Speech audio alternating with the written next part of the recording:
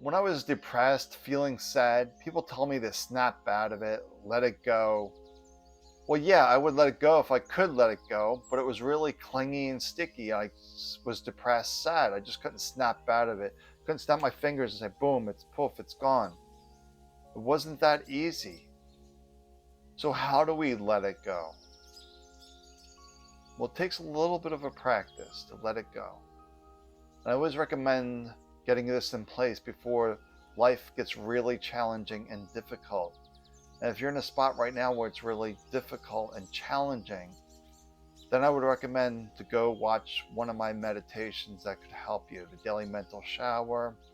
I have about 80 of them, so you can just choose one that feels right to you to help guide you out of this mind that's creating depression, sadness, grief. Whatever that challenge is that you're feeling at that moment is maybe need a little extra help. But I always recommend a little bit of a practice before life gets challenging.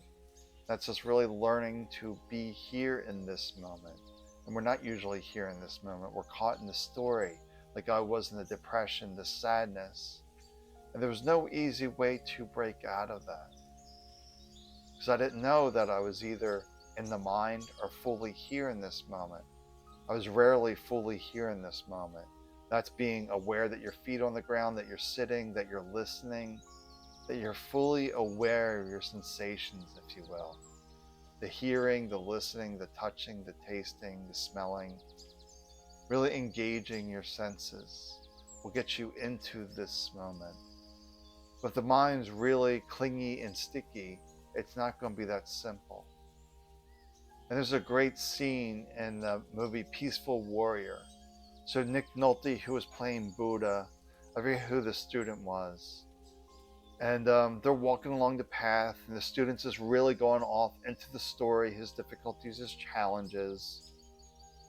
And the Buddha character pushes him into the water, snaps him out of it, brings him into this moment. Of course, the student was really freaked out and wondering, why'd you do that? Why'd you do that? Well, it got you out of the story. So that's what we have to do sometimes. We have to figure out that one thing that can break this story for us. Is it holding an ice cube? Is it taking a cold shower?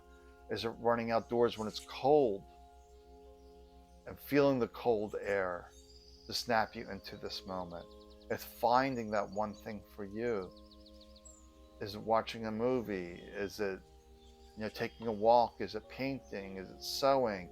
Finding that one thing that will bring you out of that moment. Unless you have someone around you that can help you with that as well, to get you into this place of being mindful, of being fully here in this moment. And the way I did this for an old girlfriend was, we were on the subway, she was starting to freak out, getting upset. So I was just asking her questions about this moment. I didn't tell her what I was doing, just asking her questions about this moment. Oh, is that metal bar hot or cold? What's your seat feel like? What shoes are you wearing today? Oh, why'd you wear that lipstick today? How'd you do your hair? Just ask them questions. Get them to focus on this moment.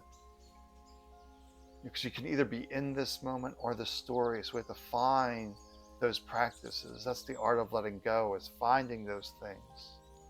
But then you want to start to flip it into the positive. What's going well in your life? I'm alive, I'm breathing. My hands don't hurt, my feet don't hurt. I have a roof over my head. I can drink fresh water, I have fresh food. Just finding all those little things that we're grateful for. Because we can have we can have 100 things go right, but your mind will focus on that one thing that goes wrong. That's the default pattern of the mind, is the scarcity, the lack. So we want to flip that around to all the good things that are happening in life.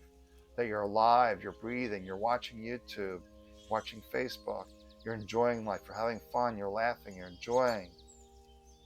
But we're mostly just thankful for being alive, to be here.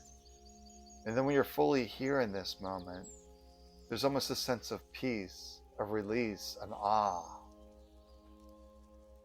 that all is well once we're out of this mental story, this drama from the mind.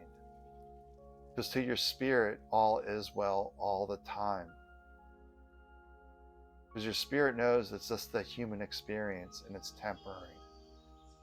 And I always love the analogy, behind me, the sky. You are the sky. You are that consciousness, the non-changing. The clouds are the human experience, are the body, the mind, the thoughts. They pass on by. Storm clouds roll in, storm clouds roll out. The sky wasn't affected. So just take a breath, relax, and enjoy life.